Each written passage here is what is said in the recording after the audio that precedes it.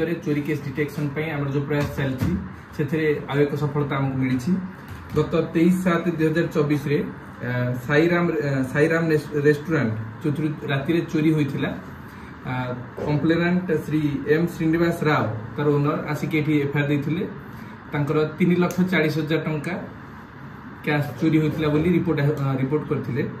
आधार करी आमर IIC Rayagada PS तांकर 2 सब इन्स्पेक्टर साइबर सेल एवं सीसीटीवी सहायतार पुंखानुपुख तदंत करने पर इनवल्व होता 4 जन आक्यूज आमको आम 4 जन आक्यूज इनवल्व आम निरूपण करूँ से आमको आम 3 जन को अरेस्ट कर जन एवं आब्सकॉन्ड कर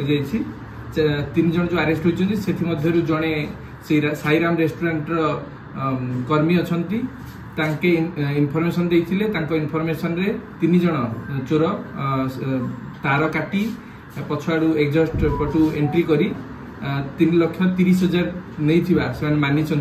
जहाँ आम 1,50,000 टका रिकवरी करूँ घर भांगार व्यवहृत